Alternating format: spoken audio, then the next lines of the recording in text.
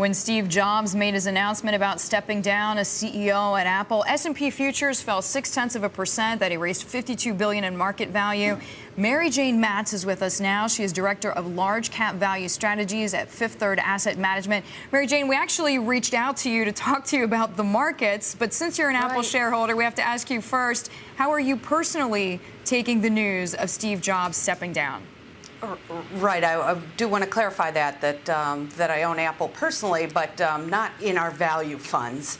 And, despite the declines overnight, Apple's pretty far from becoming a value stock.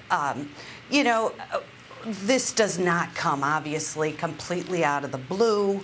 And Steve Jobs is tapping Tim Cook. If you believe firmly in Steve Jobs as the visionary, then you should probably trust that Tim Cook is the guy to take over. And he's been effectively running the day-to-day operations for some time. You know, it's interesting, MJ, if you look at the price-earnings ratio, the chart we have on the Bloomberg machine, right, it shows the price, which obviously goes like this, but the PE ratio kind of stays around 15 at the bottom, and that's because the E continues to rise so dramatically. Why isn't it a value stock if that keeps going on into the future? Yeah, if that continued ad infinitum, then I suppose you could make the case, but.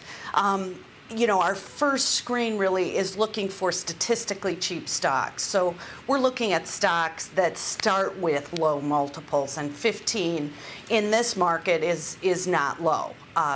We look at multiples on normalized earning power, and Apple is doing extremely well, as you know, in terms of their earnings progress. It's not that earnings are depressed. So that's a true number there in terms of 15 times or 16 times. There's no yield. It's trading 4 or 5 times book value.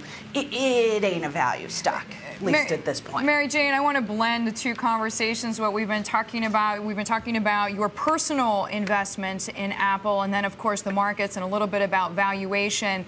Where do you stand with technology now? We saw that 4-week sell-off. There's a lot of people out there saying this is a really good time to buy quality names. Are you in that camp?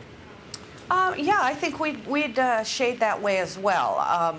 Again, as value investors, our benchmarks generally are not tech-laden.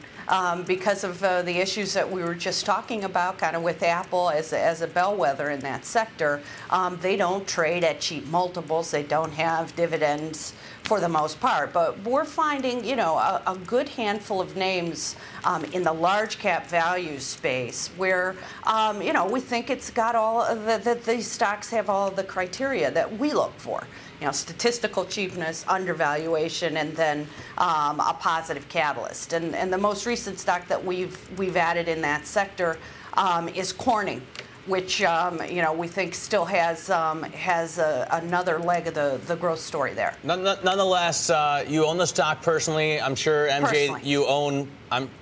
I would guess multiple Apple products as well. What do you think about Steve Jobs as a man, as an innovator, as a product maker?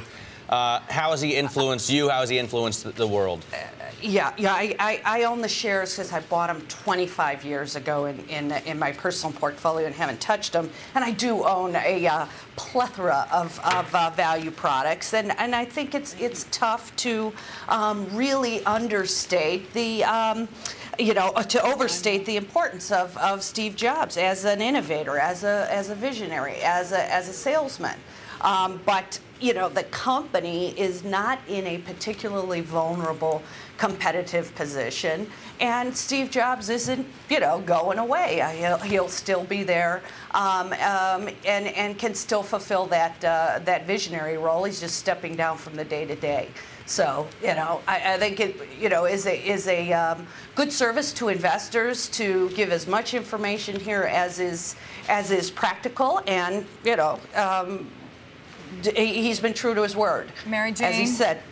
We thank you, and Matt and I are not even going to bother you to buy us dinner since you bought Apple 25 years ago. I was going to point out, the stock's gone up 9,000% since 1997. So good investment, MJ. Yeah, very good investment. All right. Well, that was Mary Jane Matz. You saw her there. First Third Asset Management. She was joining us there from Cleveland.